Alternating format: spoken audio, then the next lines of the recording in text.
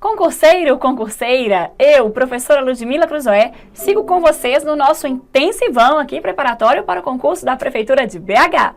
Bom, pessoal, em nossas aulas anteriores, eu comecei a trabalhar com vocês a questão da análise sintática.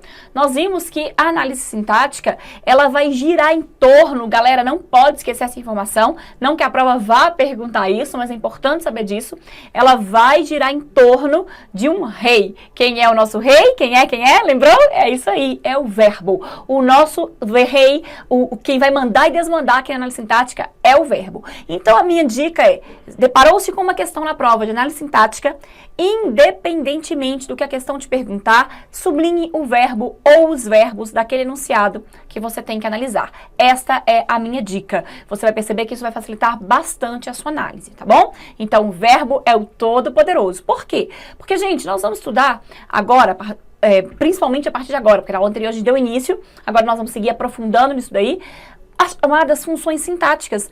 Uma coisa muito interessante de se lembrar, não se esqueçam disso, é que função sintática é sinônimo, é a mesma coisa de termo da oração. Então, o enunciado da prova pode dizer, por exemplo, assinale a alternativa na qual a função sintática não foi corretamente identificada. Ou assinale a alternativa na qual o termo da oração não foi corretamente identificado. Então, jamais se esqueçam de que função sintática e termo da oração são expressões sinônimas, significam a mesma coisa. E são termos da oração, eu tenho que observar se eu tenho de fato um enunciado que eu posso chamar de oração. Então, por exemplo, um enunciado como oi, bom dia. Esse enunciado, ele tem algum sentido, que é inclusive completo, ele transmite comunicação. Eu não posso menosprezar a importância comunicativa desse enunciado, oi, bom dia. Então, é um enunciado que tem um papel comunicativo, sim. Lá nas funções da linguagem, geralmente a função fática está ligada a esse enunciado, né? Oi, bom dia! É só o papel de abrir o canal de comunicação, então é um enunciado importante.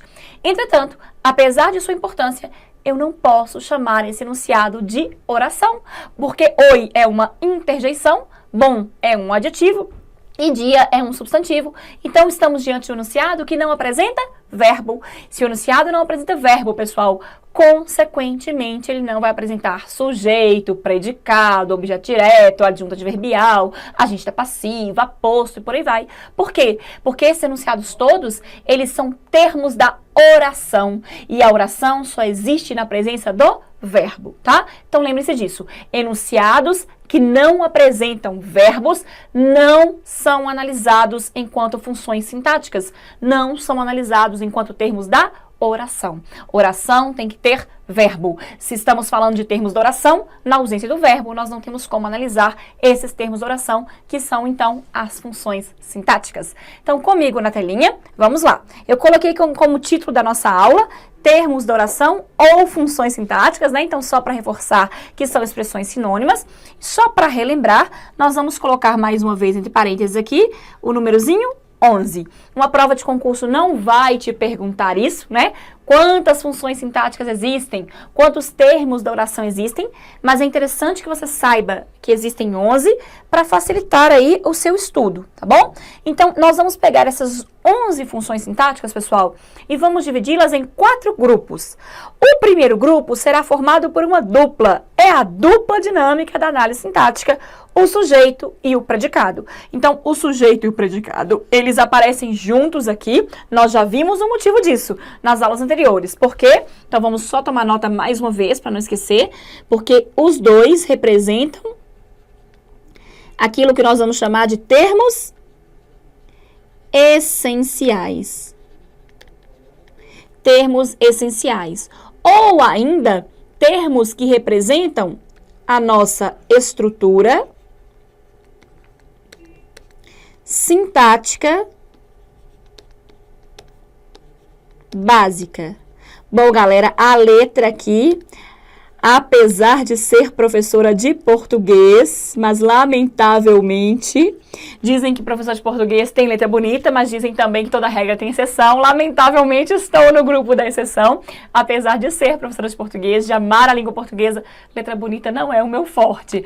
Mas eu costumo dizer para o meu aluno que a letra tem a obrigação de ser legível, não necessariamente bonita. Se puder ser legível e bonita, que bom, é um privilégio, eu vou morrer de inveja de quem tem esse privilégio que eu não tenho. Agora, no caso da tecnologia, vou colocar a culpa aqui na tecnologia, eu ainda não me acostumei a escrever com essa caneta da tecnologia aqui, então talvez não esteja ficando tão legível. Sério, minha letra é feia, horrorosa, parece letrinha de criança, mas é legível. Minha vida inteira em concursos, vestibular, mestrado, nunca tive problema aí de professor reclamar de a letra não ser legível. Agora, no caso, se vocês não estiverem entendendo, é só acompanhar a minha fala, tá? Então, quando eu estiver registrando, acompanhem comigo na fala, porque realmente aqui, ó, com essa caneta ela ficou bem emboladinha, não sei se vocês estão conseguindo interpretar aí, mas só acompanhar a fala que não tem erro, ó. Então, sujeito e predicado, eles juntos são chamados termos essenciais. Eles representam aquilo que nós vamos chamar de estrutura sintática básica. E nós já vimos nas aulas anteriores, na aula anterior, que eles são termos essenciais ou termos que constituem estrutura sintática básica, porque os demais termos sobre os quais falaremos a partir desta aula aparecem ou dentro do sujeito ou dentro do predicado. Então, sujeito e predicado é como se eles fossem termos maiores que recebem os demais termos. Tranquilo? Bom, agora nós vamos ter aqui um quarteto, pessoal. Lembra? Eu falei que nós vamos pegar as 11 funções sintáticas, os 11 termos de oração, e vamos dividi-los em 4 grupos. O primeiro grupo, então, nós já estudamos. É a dupla dinâmica da análise sintática. É o sujeito e o predicado. São os termos essenciais. É a estrutura sintática básica.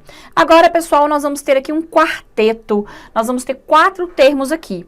Para efeito didático, para facilitar a nossa aula, alguns termos eu vou usar sigla, que são siglas bem conhecidas para eles.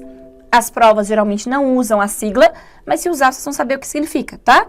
Então, ouviu a sigla OD, OD vai significar pra gente objeto direto. Ouviu a sigla OI, OI vai ser o objeto indireto, tá? Aí nós temos o adjunto adverbial e o agente da passiva. Esse aqui a gente não vai usar a sigla, não. Então, esse quarteto aqui, composto pelo OD, objeto direto, OI, objeto indireto, adjunto adverbial, olha o nome já diz tudo, adverbial e agente da passiva. Esses 4 termos, pessoal, tome nota aí junto comigo, eles são termos ligados ao verbo. Galera, é o seguinte, uma prova de concurso não vai te perguntar quantas funções sintáticas existem, quais as funções que compõem a estrutura sintática básica. Aliás, de modo geral, não vai te perguntar. A FUMARC não é uma banca que se apega muito a essa tal desse decoreba, a memorização. É uma banca mais prática, te dá o enunciado para você analisar, mas eventualmente a gente se surpreende com algumas questões teóricas assim. Questão prática, então, é o quê? Quando te dá a frase, o enunciado, para você analisar ali as funções sintáticas. Questão teórica é quando pergunta, por exemplo, quais os termos que representam a estrutura sintática básica. Se perguntar, você já sabe, é a dupla dinâmica, é o sujeito e o predicado. Agora, quais os termos que se ligam ao verbo, pessoal? Veja bem, nós temos 4 funções sintáticas, então, 4 termos de oração que vão se relacionar ao verbo. E, independentemente da prova perguntar isso ou não pra gente, saber que eles se ligam ao verbo vai facilitar muito a nossa vida.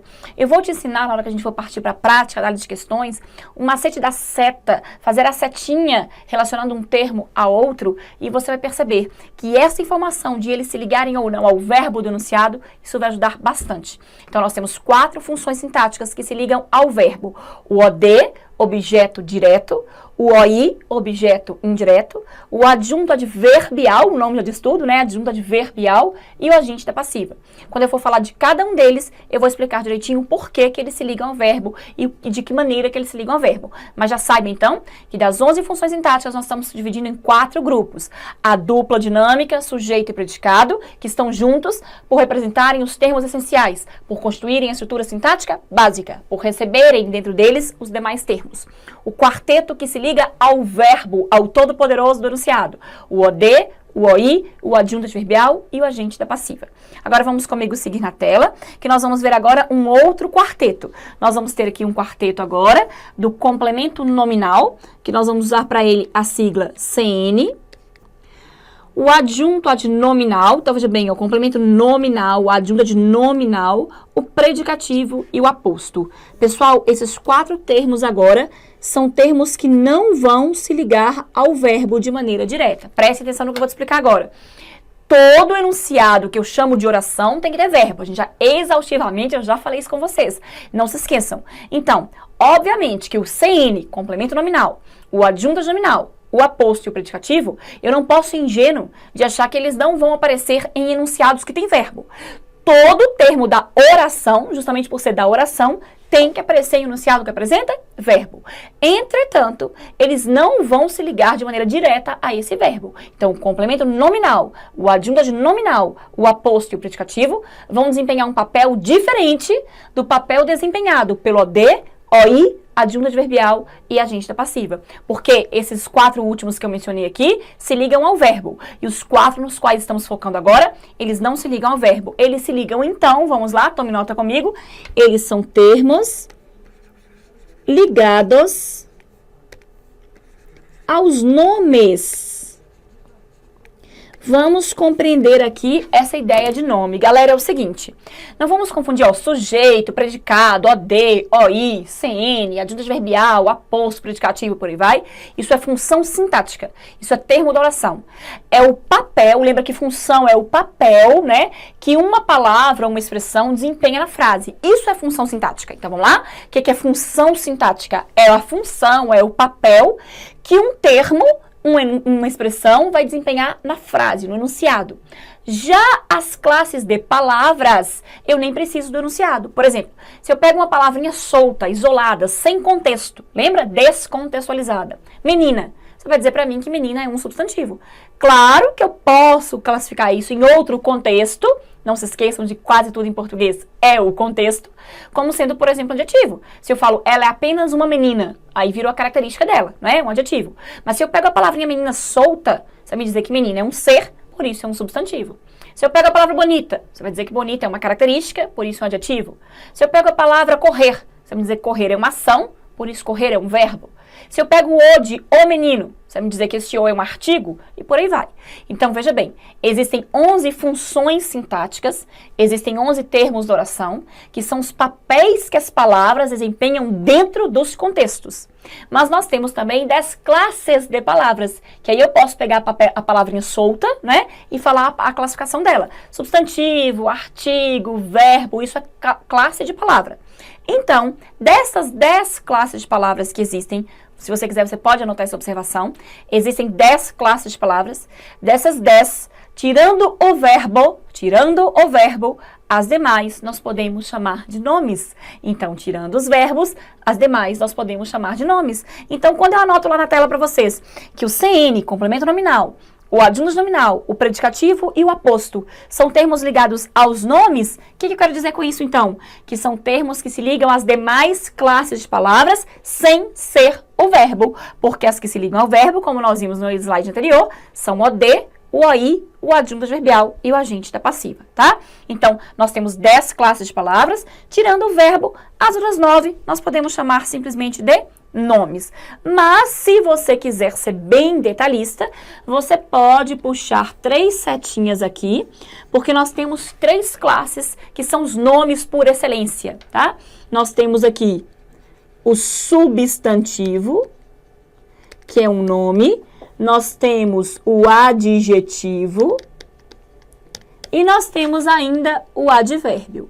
As demais classes, sem problema algum, podem ser chamadas de nomes, mas é porque elas vão ter alguma relação com essas aqui. Então, nós podemos dizer que o substantivo, o adjetivo e o advérbio são os principais nomes aos quais estas funções de complemento nominal, de adjunto nominal, de predicativo e de aposto vão estar relacionadas. Então, você já sabe, se apareceu lá na prova objeto direto, objeto indireto, adjunto adverbial ou agente da passiva, são termos que a seta, eu vou te ensinar nas próximas aulas esse negócio das setas, vai entender melhor, tem que recair sobre um verbo. Se a prova fala de complemento nominal, adjunto nominal, aposto e predicativo, agora então a seta tem que recair sobre um nome, especialmente um substantivo, um adjetivo ou um advérbio. Tranquilo?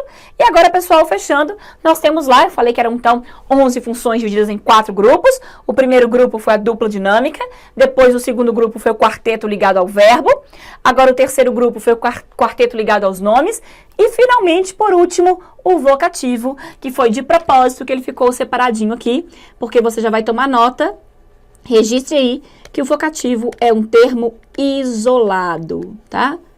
Eu não coloquei isolado aqui, não foi sem querer não, tá? Não foi porque eu esqueci dele não, ele de fato é um termo isolado. Então, como eu disse, a FUMARC não trabalha muito com questões teóricas, mas se aparecer uma questão que te questione, qual é o termo isolado? É o vocativo. Quais são as funções sintáticas básicas, os essenciais? O sujeito e o predicado. Quais são os ligados ao verbo? OD, OI, adjunta adverbial e agente da passiva. E quais são os ligados aos nomes? Complemento nominal, adjunta nominal, aposto e predicativo. Tranquilo? Na telinha agora, mais uma vez, nós vamos então, pessoal, neste encontro, focar nos termos ligados ao verbo. A dupla dinâmica, sujeito e predicado, nós já trabalhamos. Nesta aula, nós vamos focar nos ligados ao verbo. E na próxima aula, nós vamos falar dos ligados ao nome e também do isolado, tá? Vamos lá.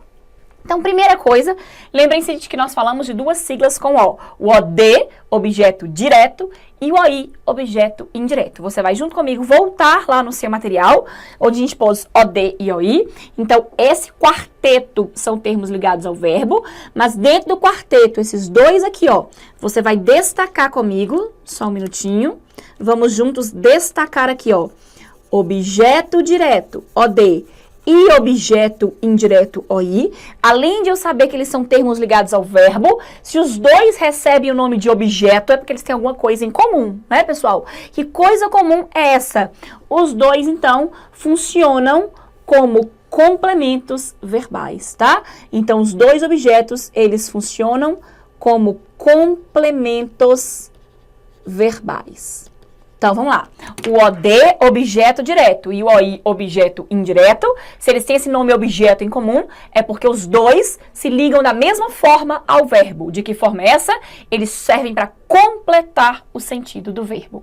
Quando eu perceber que o verbo necessita de alguma coisa para complementá-lo, quando ele deixa algo no ar, quando eu faço as famosas perguntinhas ao verbo, então eu percebo que esses verbos que pedem complemento, que nome eu dou a esses complementos? Objetos. Então, o que é um OD, objeto direto, e o que é um OI, objeto indireto, são termos que completam o sentido do verbo. São termos que respondem a perguntinhas que eu faço para o verbo. A diferença, vamos lá comigo então na sequência, por isso eu coloquei mais uma vez este xizinho de versos, né? Falei com vocês no início do curso, que volta e meia eu vou usar este xizinho de versos quando eu tiver que confrontar dois termos. A diferença, tome nota aqui, é que via de regra geral, galera, quando eu falo via de regra geral, pode esperar que terá exceção, mas vamos guardar as exceções mais pra frente. Por enquanto, vamos pegar na regra geral. O OD, olha só, OD, objeto direto, é que a relação entre ele e o verbo é direta, ou seja, é sem a interrupção, sem a necessidade de uma preposição. Então, tome nota que, via de regra geral, o OD, objeto direto, ele é sem preposição. Já o OI, então, é o contrário, ele é com preposição, ele é preposicionado. Tá? Ele é preposicionado, ele é com preposição. Então, falou em objeto, o que é um objeto? É um complemento verbal. É aquilo que completa o sentido do verbo. É aquilo que responde a perguntinhas que são feitas ao verbo. Sendo que, se essa resposta for feita de maneira direta, sem a necessidade de uma preposição, então estou falando de um objeto direto. Se eu percebo na própria pergunta, o macete, vocês vão ver que a própria perguntinha, ela necessitou da preposição, então agora é um objeto indireto. Na tela comigo, vamos ver, começar de exemplos bem fáceis, depois eu vou aprofundando, tá? Veja bem, nós temos no primeiro enunciado comprei, que é o verbo comprar. Depois eu tenho gostei, que é o verbo gostar. Observe que são dois verbos que vão pedir complementos. Primeiro verbo, se eu chego do nada, sem nenhum contexto, e digo comprei, você vai fazer a perguntinha básica, comprei o quê? Não é? Quem compra, compra algo. Então, percebam que é um verbo que precisa de complemento. Eu faço uma perguntinha para ele.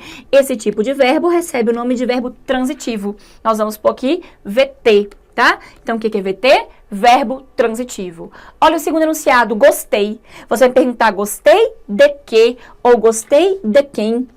Quem gosta, gosta de algo, gosta de alguém. Então, perceba, pessoal, que tanto comprei quanto gostei são verbos transitivos. Por que eles são verbos transitivos, então? Porque eles necessitam de complementos. Eles deixam algo no ar. Eu faço uma perguntinha básica para eles. Agora, percebam que na própria pergunta houve uma diferença na estrutura. Comprei o quê? E na outra, eu gostei de que. Então, destaque esse de aqui, que é uma preposição. Então, na própria pergunta, eu percebo a necessidade de preposição em um e a não necessidade da preposição no outro. Por isso, o comprei eu vou chamar de VTD, verbo transitivo direto, e o gostei eu vou chamar de VTI, verbo transitivo indireto. Consequentemente, aquilo que responde às perguntinhas que eu fiz são os nossos objetos. Então, objeto é complemento de verbo. Ele responde a perguntinha feita para o verbo. Objeto direto, quando não há preposição. Comprei o quê? Livros novos. E objeto indireto, quando há, então, preposição. Gostei de que dos livros novos. Destaque aqui o dos. Esse dos é uma preposição, né? Preposição de, mais artigo os é preposição de qualquer jeito. Então, objeto indireto. Tranquilo? Então, lembrem-se, falou em objeto, é complemento de verbo. Responde a perguntinha que eu faço para o verbo. Aquele que na perguntinha eu não preciso de preposição é um VTD, verbo transitivo direto, que recebe, então, como complemento um AD, um objeto direto. Aquele que na própria perguntinha eu percebo a necessidade da preposição, então esse é o VTI, verbo transitivo indireto, e o seu complemento é, então, o objeto indireto. Agora, volta comigo na tela, que você percebeu um confronto perigosíssimo. Observe na frase 1, ele me ama. Na frase 2, ele me disse a verdade. Nas duas frases, nós temos a mesma palavrinha me, e nas duas frases, esse me está ligado a um verbo. Na frase 1, você vai puxar uma setinha do me para ama. Na frase 2, do me para disse. Então, observe, nós estamos diante de duas frases em que nós temos a mesma palavra, o mesmo tipo de pronome, né? No caso aqui, um pronome pessoal obliquátono, que é a palavrinha me. Nos dois casos, complementando o verbo. Então, quem ama, ama alguém. Quem diz algo, nesse contexto aqui, diz algo a alguém. Então, nos dois casos, esse me é um objeto, porque ele está complementando o verbo. Agora, nos dois casos, a tendência do aluno é chamar os dois de objeto direto, porque não tem preposição. Entretanto, ele vai errar se ele fizer isso. Então, pessoal, cuidado. Lembra do meu macete? Você vai olhar para o objeto? Sim, mas para classificá-lo em OD ou OI, olha para a perguntinha que você faz para o verbo. Na própria pergunta, você sente ou não a necessidade da preposição. Quer ver? Vamos voltar lá, ó. Ele me ama. Então, no verbo amar, você vai colocar que ele é um VTD e vai fazer a perguntinha. Ele ama o quê? Ou ele ama quem? Quem ama, ama algo, ama alguém. Então, ele ama o quê? Ele ama quem? É como se fosse, né? Ele ama eu. Pela norma oculta, eu não posso falar ele ama eu, né? Essa palavrinha eu não pode funcionar como objeto. Por isso, eu troquei pela palavrinha me. Mas eu vou entender que esse me é como se fosse, entre aspas, ele ama alguém e esse alguém sou eu, que eu representei aqui pela palavra me. Então, esse me é o meu objeto direto. Ele complementou o sentido de um verbo transitivo direto. Quem ama, ama algo, ama alguém. Então, olha para a própria pergunta. Ele ama o quê? Ele ama quem? É como se fosse ele ama eu, né? Como eu não posso falar assim, eu coloquei o pronome me. Tranquilo? Já na frase 2, você vai perceber que nesse contexto, cuidado, tem que olhar o contexto. O verbo dizer, ele é transitivo, porque ele pede o complemento, só que agora, pessoal, ele vai pedir dois complementos. É o chamado VTDI. Então, põe um lembrete lá. VTDI, verbo transitivo direto e indireto, também chamado de verbo bitransitivo. Bi significa dois, justamente porque agora ele vai precisar de dois complementos. Então vamos voltar na tela. Ele disse, nesse contexto, ele disse o quê? E o que ele disse? A verdade. Então, esse pedacinho, a verdade, tudo bem, eu vou chamar de OD, tá vendo? Ele disse o quê? O que ele disse? A verdade é o objeto direto. Esse azinho aqui é só o artigo. Agora, nesse contexto, quem diz algo a alguém. Então, ele disse o quê? A verdade. E ele disse a verdade a quem?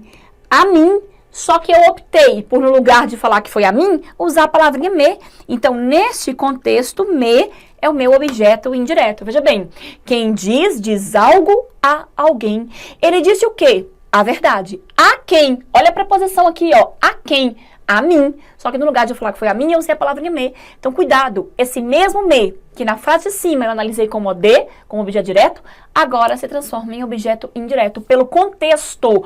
Tudo em português, galera, é o contexto. Pelo contexto eu vou perceber quem diz algo a alguém e esse me aqui representa esse a alguém como se fosse a mim, né? Professora, mas por que eu não usei a preposição? Porque o pronome dispensou a preposição, foi o pronome, não foi o verbo. Então, verbo transitivo direto e indireto, ou o verbo transitivo indireto, ele exige a preposição na parte do complemento. Mas o próprio complemento, se for representado por pronome, ele pode dispensar. Por quê? Existem pronomes que nós chamamos de oblíquos átonos e oblíquos tônicos. Então, vamos relembrar jogo rápido aqui, ó. Pronome pessoal, não diz tudo. Ele representa as pessoas do discurso. Eu, tu, ele, nós, vós, eles. Esses são os pronomes pessoais por excelência. Só que eu posso substituir esses pronomes, eu, tu, ele, nós, vós, eles, por palavras como me, mim, te, se, si, consigo, contigo. Nessas palavras eu percebo uma subdivisão. Então, pronome pessoal, eu, tu, ele, nós, vós, eles. Agora, esses pronomes pessoais, eu, tu, ele, nós, vós, eles, nós chamamos de pessoais retos. E agora nós vamos subdividir em oblíquo, oblíquo átono e oblíquo tônico. Adiátono, galera, A de ausência. Adiátono, A de ausência. Ou seja, o pronome pessoal oblíquo átono é aquele que o pronome ele tem ausência de preposição. É o caso do me, te, se, nos, vos. Então, pronome pessoal oblíquo átono, A de átono, A de ausência. Ele tem ausência de preposição. Então, ele, o pronome me, é um pronome oblíquo átono. Ele tem ausência de preposição, mas não vai impedir de ser um objeto indireto pelo contexto. Já os oblíquos tônicos, T de tônico, T de tem preposição. Então, se eu falo que ele disse a verdade a mim, esse a mim é o objeto indireto. Se eu falo que ele me disse a verdade, esse me, igualmente, é o objeto indireto. A diferença é que o objeto indireto, quando é representado por um pronome oblíquo tônico, tem preposição, por um pronome oblíquo átono, A de ausência, não tem preposição, mas a função sintática não foi alterada.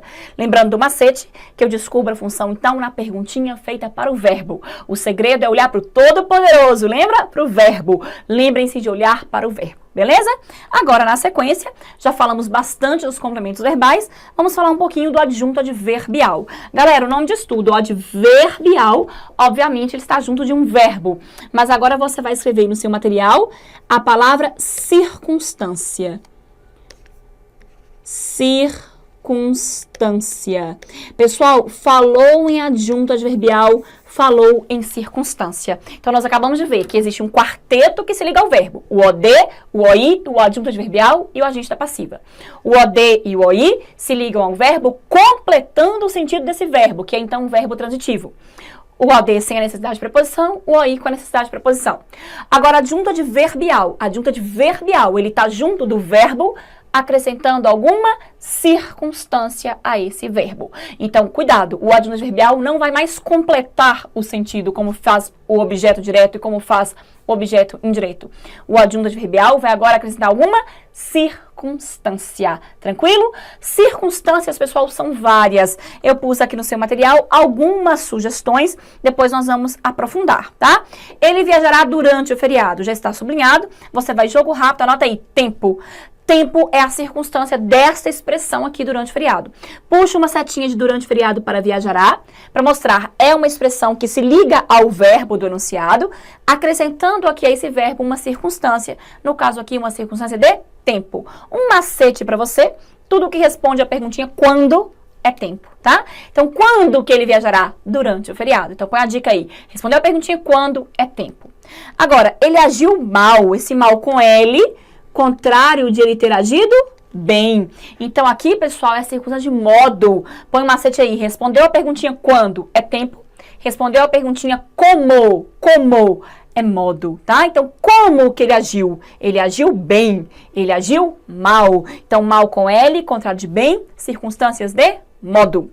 Agora, respondeu a perguntinha onde? Agora já é lugar. Eu nasci em Minas Gerais. Então, em Minas Gerais é o lugar onde eu nasci, tá? Então, esses três têm macete. Respondeu a perguntinha quando? Circunstância de tempo. Respondeu a perguntinha como? Circunstância de modo. Respondeu a perguntinha onde? Circunstância de lugar. tá bom? Os demais não têm alguns macetes, mas são tranquilos, ó. Eu jamais diria tal coisa. Eu jamais diria. Põe aí que é circunstância de negação. Esse jamais aqui, ó, dando uma ideia de não. Eu não diria tal coisa, eu estou negando. Então, nesse contexto, jamais aqui é negação. Estudou tanto que passou em primeiro lugar. Que passou em primeiro lugar foi a consequência de ter estudado tanto. Então, aqui nós temos duas circunstâncias. Eu destaquei só a segunda, mas tem também essa daqui, ó, se você quiser destacar, tá? Tanto é uma circunstância de intensidade. Ele não só estudou, como ele estudou tanto. Então, tanto é uma circunstância de intensidade. E que passou em primeiro lugar, essa expressão toda. Lembra do macete do iniciozinho do curso? Lembra do que? Geralmente traduz uma consequência. A consequência, o efeito, o resultado de ele ter estudado tanto, foi que ele passou em primeiro lugar, tá? E agora observe, pessoal, ó, etc, etc, etc. Então, tempo, modo, lugar, negação, intensidade, consequência, são apenas algumas das inúmeras circunstâncias que existem. Então, o importante é que você saiba que a adjunto adverbial é uma função sintática que acrescenta algum tipo de circunstância ao verbo. Modo, lugar, tempo, dúvida, negação, afirmação, intensidade, causa, consequência, tudo isso é circunstância. Tranquilo? E agora na telinha, para nós fecharmos esta aula, vamos falar do último termo ligado ao verbo, é o agente da passiva. Pessoal, o nome de estudo, ó, agente da passiva. Então, agente, galera, é aquele que age. E da passiva quer dizer que ele age na voz passiva. Então, tome nota, registre aí. Agente da passiva é o ser que age na voz passiva. Então, ele chama agente porque é aquele que age, que pratica a ação. E se ele é da passiva, obviamente, ele só vai existir na voz passiva. O que é mesmo uma voz passiva? Vamos relembrar. Põe em lembrete. Voz passiva é aquela em que o sujeito sofre a ação. Então, presta atenção. Na voz passiva, o sujeito sofre a ação. Mas esta ação sofrida pelo sujeito, ela é praticada por alguém. Quem é esse alguém? É o agente da passiva, tá? Então, o agente da passiva é aquele que age na voz passiva. Ou seja, é aquele que pratica a ação que o sujeito passivo sofre. Vamos lá, então? Olha os nossos exemplos. Ele foi agredido por um louco. Nós já estudamos sujeito. Já vimos que o sujeito é o ser sobre o qual contamos algo. Então, nesse contexto, a palavrinha ele é o nosso sujeito. É um sujeito passivo, né? Ele sofre a ação. E essa ação que ele sofre de ser agredido foi praticada por alguém, representado aqui no enunciado pela expressão por um louco. Então, por um louco é o nosso agente da passiva. Está ligado ao verbo, então, porque por um louco foi aquela pessoa que praticou a ação, né? Então, por um louco, alguém foi agredido. Meu amigo foi traído pela esposa. Então, meu amigo aqui é o sujeito passivo, né? Sofreu a ação de ter sido traído. Essa ação foi praticada por alguém. Esse alguém aqui representado na frase pela expressão pela esposa é o agente da passiva. O professor foi homenageado pelos alunos. Então, o sujeito professor recebeu a ação de ser homenageado. Essa ação foi praticada pelos alunos, agente da passiva. Tá vendo, pessoal? Então, agente da passiva é o ser que age na voz passiva. Ou seja, é o ser que pratica a ação sofrida pelo sujeito. Porque voz passiva é, então, aquela em que o sujeito é passivo. O sujeito é paciente. O sujeito sofre a ação. O sujeito sofre a ação, mas essa ação é praticada por alguém. Esse alguém é, então, o agente da passiva. E agora uma estrutura um pouquinho diferente. Em 1500, o Brasil era habitado de índios. Em 1500 aqui, tome nota, adjunto adverbial de tempo, né? Quando que isso aconteceu? Em 1500. O Brasil, tome nota, sujeito passivo, sujeito paciente, sofreu a ação de ser habitado. E era habitado por quem? Pelos índios. Nesse contexto aqui, usou a preposição de, não há problema algum, tá? Mas tome nota aí, que quando eu falo o Brasil era habitado de índios, sinônimo de eu falar que o Brasil era habitado por índios ou pelos índios, não há problema algum. Então, a agente da passiva, põe em dica, quase sempre é a preposição por, com os variantes, né? Pelo, pela, pelos e pelas, preposição por mais os artigos. Mas pode ser também a preposição de, quando ela for sinônimo de por. Então, Brasil era habitado de índios, questão de provas anteriores aí, tá? Habitado de índios, a função sintática de índios, então, agente da passiva, porque ele era habitado por índios. Beleza, galera? Tranquilo? Professora, mas esses sujeitos aí não eram simples? Uma classificação não impede a outra. Cuidado. Aquela classificação que a gente viu, simples, composto, indeterminado, inexistente, desencial, essas classificações não atrapalham em nada de um sujeito ser ativo quando pratica ação Passivo quando sofre ação ou reflexivo quando pratica e sofre ação, tá? Então põe um lembrete aí. Sujeito que pratica ação, sujeito ativo, voz ativa. Sujeito que sofre e que recebe ação, sujeito passivo, voz passiva. Sujeito que pratica e sofre ação ao mesmo tempo, simultaneamente, é o sujeito reflexivo, é a voz reflexiva. Então existem 3 vozes verbais. Voz ativa, se quiser um exemplo, ele viajou. Então ele viajou. O sujeito ele, que é simples, praticou a ação de viajar. É simples, mas é também ativo. Uma classificação não impede a outra. Agora, o sujeito passivo, ele foi agredido, né? Então esse mesmo sujeito ele continuou sendo simples, mas agora é passivo, sofreu a ação de ser agredido. E ele feriu-se com a faca. Agora é um sujeito reflexivo. Ele praticou uma ação que recaiu sobre ele mesmo. Se foi de propósito ou não sei, né? Mas ele feriu-se com a faca. Quer dizer, ele praticou a ação, porque ele que manuseou a faca, e essa ação recaiu sobre ele mesmo, porque ele feriu-se, quer dizer, ele feriu a si mesmo. Então esse é o sujeito reflexivo. Voz ativa, passiva e reflexiva são então as vozes verbais que nós temos. O agente da passiva, como o nome já diz, só pode existir na voz passiva. Tranquilo? Beleza? Na próxima aula nós vamos falar dos termos ligados ao nome e também do termo isolado, que é o vocativo. Aguardo vocês, pessoal. Até lá!